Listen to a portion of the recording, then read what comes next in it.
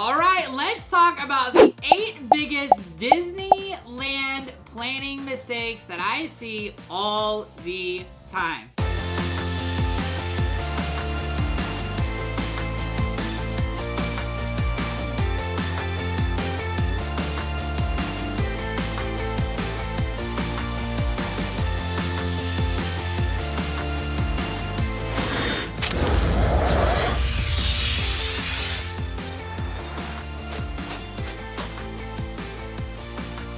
Hey everybody, it is Brandon Foster, the owner of Magic Land Vacations, the travel planning genies. You know we love to help families like yours save time, save stress, save hassle, and create extra magic on those Disney and Universal destination vacations and more. And today I wanted to talk about the 8 biggest planning mistakes I see families make all the time when it comes to planning the perfect Disneyland resort vacation. If this is your first time joining us, make sure you hit that like and subscribe button so you don't miss any of the latest news, topics, park visits, hashtag all the things that we do. So I wanted to talk about the 8 planning Disney mistakes because I'm just tired of seeing people make these mistakes. And I want people to have the most magical vacation. That's why I own my own travel agency that specializes in this stuff. So let's just get into it. The 8 biggest mistakes that I see people make all the time. Underestimating the value of staying on property at Disneyland. Now, here's the truth. It can be, I said can be, more expensive to stay on Disneyland property because there's only 3 hotels, okay? You got Paradise Pier, you got Gran Californian, and you have the Disneyland Hotel. It's not like Walt Disney World where you have like 30 plus Disney resort owned properties you can choose from, all right? So you have a lot smaller group to choose from, and there's not a whole lot of perks right now for staying in a Disneyland hotel, which I'm very hopeful that will change. But here's the thing. I've been comparing a lot of prices recently for people that wanted to go for spring break, and the price difference between staying at some of those Good Neighbor hotels versus Disneyland hotels is really not a lot. Like talking like $20, $30, $50. It's not a huge price difference for some of those hotels. And the thing is, there is Disney magic just in staying on those properties. When you take into account like Grand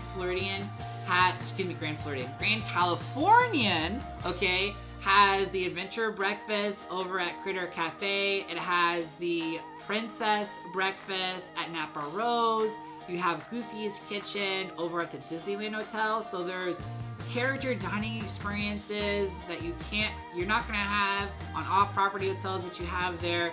And then you take into account like Gran California has its own designated entrance to California Adventure Park, which I absolutely adore because my husband and I don't really ride water rides that much because we don't want to walk around the whole day with wet socks and wet clothes. And when you stay at Grand Californian, you can literally go ride Grizzly River Run, okay, come back to your hotel room, change clothes, and be back in the park in like we timed it in less than 30 minutes. We did that, okay?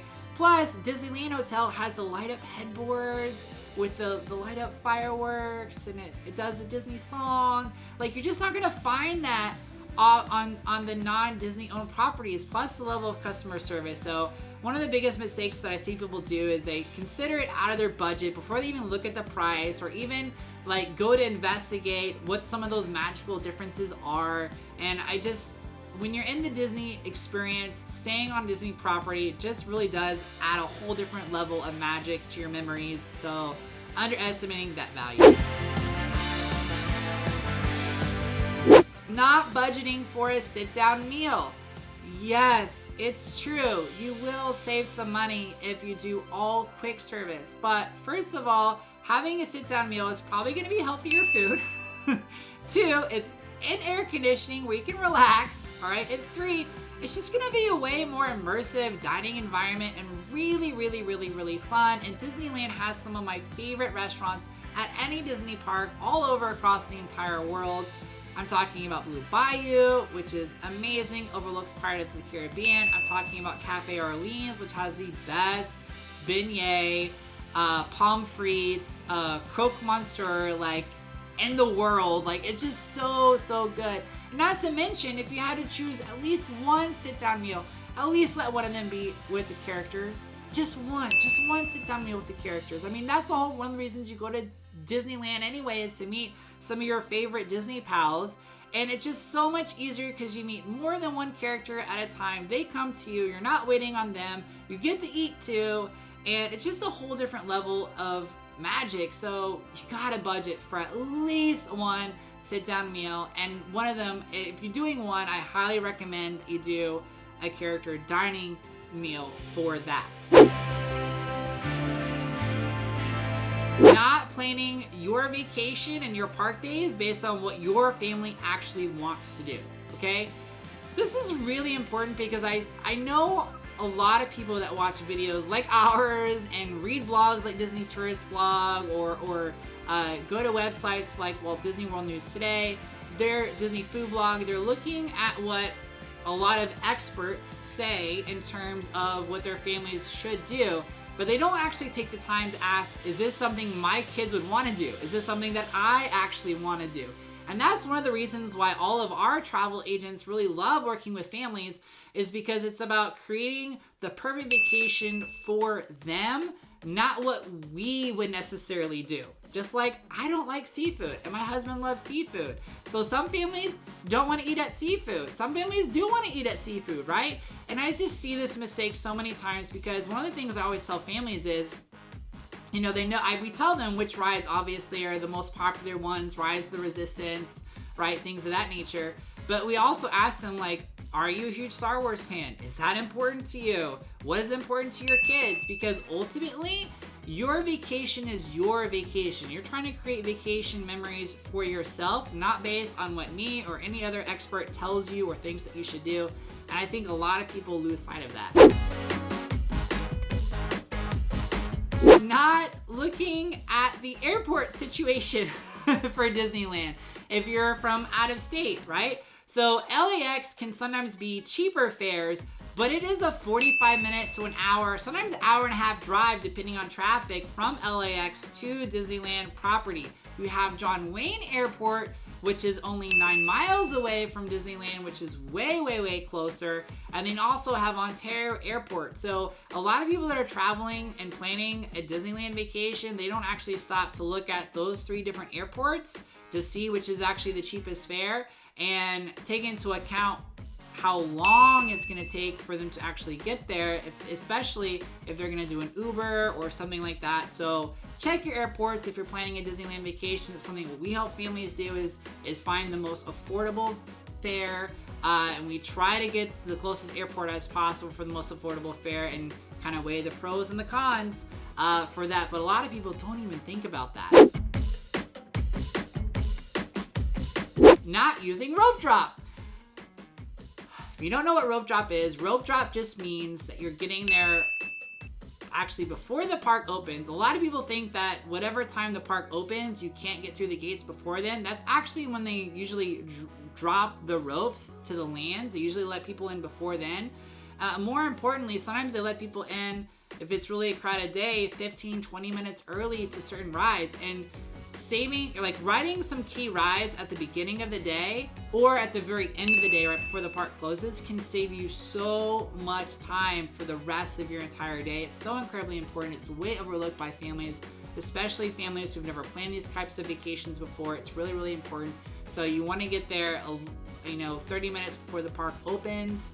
That way you can get there right for a rope drop, knock out some rides as soon as you can. Really important. Not investing in Genie+. Here's the thing about Genie+. Genie+ is very similar to Max Pass that Disneyland had before. The difference is there's now Lightning Lane, which is, that in of itself is just a little bit different. But the thing is Genie+ will save you time waiting in line. All right. Where some people tend to get frustrated or upset is they don't get as many selections on really busy park days like New Year's Day, Christmas week, Thanksgiving week, those kinds of peak periods. But the thing is you're still gonna get more done on those days with Genie Plus than if you didn't have it, right? And it's really no different than when Disney World had, you know, free fast pass system, that you would not get as many additional selections after year 3 on those peak times of the year anyway. So using Genie Plus, if it is within your family's budget, is really, really helpful to reduce wait time and allow you to hit more attractions.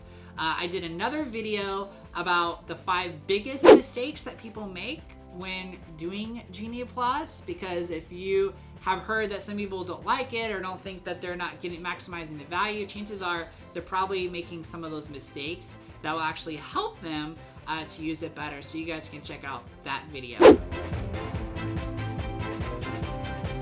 Not monitoring your vacation package for additional deals and discounts. This is one of the biggest reasons why people love working with us, is because we constantly are monitoring all vacation packages, see if there's been any kind of new deal, new promotion that will save our families that we plan for money. And when you save money, it allows you to do other things in your vacation, buy souvenirs. Like, it's just a win-win situation. But so many people, they book their vacation and then they just assume that they're stuck with that price because that's what their deposit was paid for. And the reality of it is even Universal does the same thing and allows you to apply and change promotions to try to save, you know, your clients some money. And same thing with Disney World. But so many people don't know that. Last week, Disney World released a brand new package for Walt Disney World, and we saved one family $700, another family $500, another family $300, another one $200. I could go on and on. But the thing is like, that stuff happens, but you have to understand the business cycle. And a lot of people, most normal consumers, don't understand that it's usually every quarter that Disney releases new deals and new packages. They don't book early enough. So if you're waiting to book for a deal, don't wait for the deal. Book your vacation package, because you can always apply the deal later. And this is the biggest mistake that I see people make, is waiting to book. It is, without a doubt, it is the most tragic mistake that I see families make all the time when it comes to planning their vacations. And I think a lot of it has to do with the fact they feel that if they put a deposit, I think first of all, they're afraid the deposit's going to be a lot. For a Disneyland vacation package or Walt Disney World vacation package, it's $200, which is not a lot to put down for a deposit. And I think a lot of times they think that when they make that deposit, like, nothing can be changed. Like, it's locked in solid and they can't get the money back. As long as you modify, cancel, change your package within 30 days, you can get the $200 back, and you can make any modifications you want. You can add Genie Plus, take off Genie Plus. You can add number of days of parks, take away number of days of parks. You can add Park Hopper, take off Park Hopper. You can add people to the reservation, take people away from the reservation. You can change your room category, change your resort hotel. Like, you can do all those modifications. So you're really not locked into anything until you actually hit the final payment date and pay in full.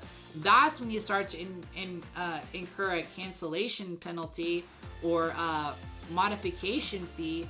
But besides that, you're not. And when you wait, just the chances of you not being able to stay where you want to stay just continues to increase the closer and closer it gets to your vacation. We're seeing this a lot right now with Walt Disney World, seeing it with Disneyland too, but more with Walt Disney World, which is crazy because there's way more properties available for Disney World than Disneyland. But don't wait to book your vacation. Hope you guys love this video. Make sure you hit that like and subscribe button. Thank you guys so much for watching one of our another amazing videos. Make sure you hit that like and subscribe button if you haven't already, so you don't miss any of our amazing new videos. We are Magicland Vacations Disney and Universal travel planning experts. And make sure, if you haven't already, check out our website, magiclandvacations.com. There you can schedule a consultation with one of our amazing experts. And guess what? We do way more than just Disney and Universal Vacations, so definitely want to check us out there. Also, make sure you go to our private Facebook group, Travel Genie Fan Club, where we do giveaways and trivia contests every single month. And of course, I have two other amazing videos for you to watch. One right over here and one right over there. One right there and one right there. I think I would start with that one, or maybe that one, or maybe that one.